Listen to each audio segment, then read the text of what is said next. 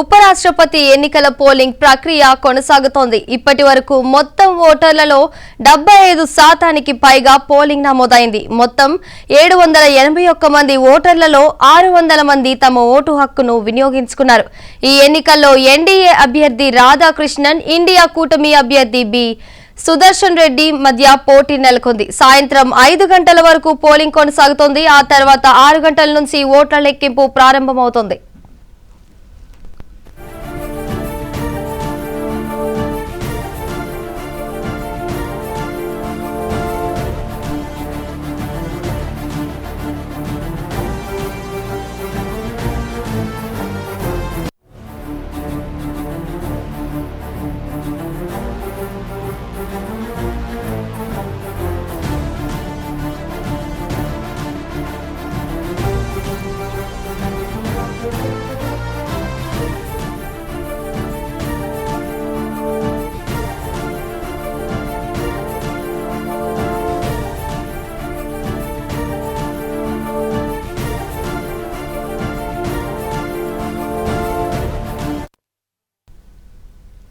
ఉపరాష్ట్రపతి ఎన్నికల పోలింగ్ ప్రక్రియ కొనసాగుతోంది. ఇప్పటి వరకు మొత్తం ఓటర్లలో 75% పైగా పోలింగ్ నమోదైంది.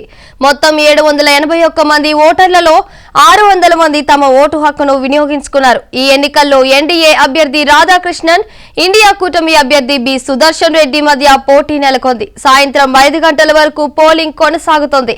ఆ తర్వాత 6 గంటల నుంచి ఓట్ల లెక్కింపు ప్రారంభమవుతోంది.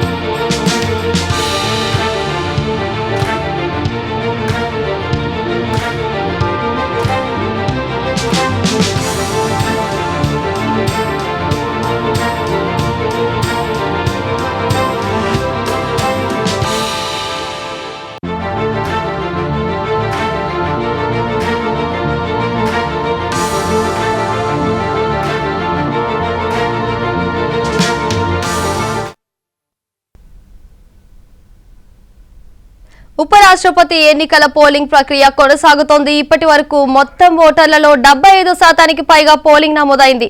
ఇక ఇదే అంశానికి సంబంధించి పూర్తి సమాచారం మా ఢిల్లీ బ్యూరో చీఫ్ శిరీష్ అందించడానికి లైవ్ లో ఉన్నారు. శిరీష్, చెప్పండి.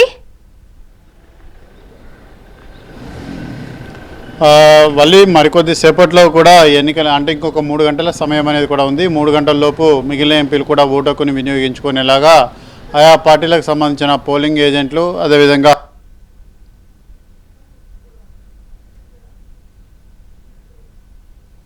ఏర్పడింది. రాజ్యాంగంలోని ఆర్టికల్ 67A ప్రకారం ఉపరాష్ట్రపతిగా పదవికి చేసిన రాజీనామాను రాష్ట్రపతి ఆమోదించడం కూడా జరిగింది. దీంతో మళ్ళీ తాజాగా ఎన్నిక అనేది కూడా అనివార్యం కావడం జరిగింది. సో ఈ నేపథ్యంలో ఈ రోజు జరుగుతున్న ఎలక్షన్స్ ఏవైతున్నాయో ఎలక్షన్స్లో ఎన్డీఏ భాగస్వామ్య పక్షాల తరపున సిపి రాధాకృష్ణన్, అదేవిధంగా ఇండియా కూటమి తరపున సుదర్శన్ రెడ్డి కూడా పోటీలో ఉన్నారు. సో ఈ నేపథ్యంలో ఈ పోటీ అనేది కూడా మీద కనుక చూసినట్లయితే 5 గంటల వరకు కూడా పోలింగ్ అనేది కూడా జరుగుతుంది. 6 గంటల నుంచి కౌంటింగ్ అనేది కూడా ప్రారంభమవుతుంది. సో ఈ నేపథ్యంలో పోలింగ్ అనేది కూడా చాలా ప్రశాంతంగానే జరుగుతుంది. దాదాపుగా 14వ వైస్ ప్రెసిడెంట్ను ఎన్నుకునేందుకు ఉదయం 10 గంటల నుంచి కూడా ఎంపీలందరూ కూడా క్యూ లైన్లలో బాధలు తీరి ఓటు హక్కు వినియోగించుకుంటున్నారు. ప్రస్తుతానికైతే దాదాపుగా 75% అయిపోయింది కాబట్టి ఇంకా మిగిలిన 25% మాత్రమే ఉంది. సో 25%లో మిగిలిన వాళ్ళు కూడా ఓటు హక్కును వినియోగించుకునేలా ఏర్పాట్లంటివి కూడా జరుగుతున్నాయి. సో 68 సంవత్సరాల సిపి రాధాకృష్ణన్, అదేవిధంగా 79 సుదర్శన్ రెడ్డికి మధ్య ఈ పోటీ అనేది కూడా జరుగుతుంది. అయితే మెజార్టీ రాజకీయ పార్టీలు సిపి రాధాకృష్ణన్కు మద్దతు ఇస్తుండడంతో ఆయన గెలుపు అనేది లాంఛనప్రాయమే అని చెప్పేసి కూడా అందరూ కూడా భావిస్తున్నారు. సో మొత్తం మీద కూడా 781 మంది ఉపరాష్ట్రపతిని ఎన్నుకునే ఎలక్టరల్ కాలేజీలో ప్రస్తుతం సభ్యులుగా ఉన్నారు. అందులో 238 మంది రాజ్యసభ నుంచి, 542 మంది లోక్సభ నుంచి కూడా ఉన్నారు. అయితే బీఆర్ఎస్, బీజేడీ, అదేవిధంగా అకాలీదళ్ 3 కూడా ఓటింగ్కు గైర్హాజరు కావడంతో 770 మంది మాత్రమే తమ యొక్క ఓటు హక్కును వినియోగించుకోవడం జరుగుతుంది. ఇందులో మెజార్టీ మార్క్ రావాలంటే 380 కూడా సాధించాలి. భాగస్వామ్య పక్షాల అభ్యర్థికి 425 కంటే ఎక్కువ ఓట్లన్నింటి కూడా లభించే అవకాశం కూడా ఉంది. కాబట్టి అభ్యర్థి సునాయాసంగా విజయం కూడా సాధిస్తారు. అయితే ఎన్డీఏకు ఉన్న సంఖ్యాబలం 425, అదేవిధంగా వైఎస్ఆర్ కాంగ్రెస్ మెజార్టీ అనేది కూడా 436కు చేరుకుంటుంది. సో ఇండియా బ్లాక్ కు సంబంధించి మాత్రం కేవలం 324 మంది ఎంపీలు మాత్రమే బహిరంగ మద్దతు ఇస్తున్నారు. అయితే ఇక్కడ సీక్రెట్ బ్యాలెట్ ఓటు ద్వారా ఓటింగ్ జరుగుతుంది కాబట్టి ఆత్మ ప్రబోధానుసారం ఓటు వేయాలని చెప్పేసి కూడా కోర్టు నేపథ్యంలో ఓటు వేస్తారనే దానిపైన కూడా సుదర్శన్ రెడ్డి విజయ అవకాశాలన్నీ కూడా ఆధారపడే అవకాశం కూడా కనపడుతుంది. సో మొత్తం మీద కూడా 2022లో జరిగిన ఎన్నికల్లో కనుక చూసినట్లయితే అప్పుడు ఉపరాష్ట్రపతిగా విజయం సాధించిన జగదీప్ ధన్కర్ దాదాపు 346 ఓట్ల మెజార్టీతో విజయం సాధించారు. ఇదే హైయెస్ట్ మెజార్టీగా కూడా చెప్తున్నారు. అయితే ఈ రోజు జరిగే ఎన్నికల్లో మాత్రం 100 నుంచి 125 ఓట్ల మెజార్టీ తోటి సిపి రాధాకృష్ణన్ విజయం సాధించవచ్చు అని చెప్పేసి అంచనాలంటి కూడా వేస్తున్నారు. అయితే ఎంతవరకు నిజమవుతాయనేది కూడా చూడాలి. సో మొత్తం మీద కూడా ఒక 3 గంటల్లో పోలింగ్ అనేది కూడా కంప్లీట్ అవుతుంది. 6 గంటల నుంచి కౌంటింగ్ స్టార్ట్ అవుతుంది కాబట్టి 7:30, 8 గంటల కల్లా ఫలితాలంటి కూడా వెలువడే అవకాశం కూడా ఉంది. Valli right, thank you Sirish.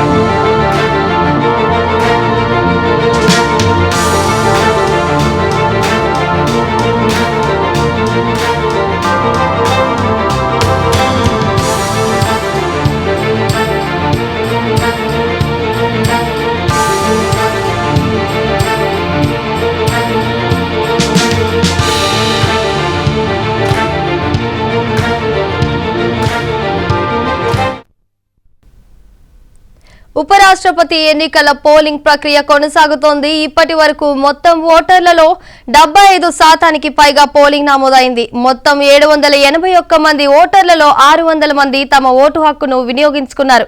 ఈ ఎన్నికల్లో ఎన్డీఏ అభ్యర్థి రాధాకృష్ణన్, ఇండియా కూటమి అభ్యర్థి బి సుదర్శన్ రెడ్డి మధ్య పోటీ నెలకొంది. సాయంత్రం 5 గంటల వరకు పోలింగ్ కొనసాగుతోంది. ఆ తర్వాత 6 గంటల నుంచి ఓట్ల లెక్కింపు ప్రారంభమవుతుంది.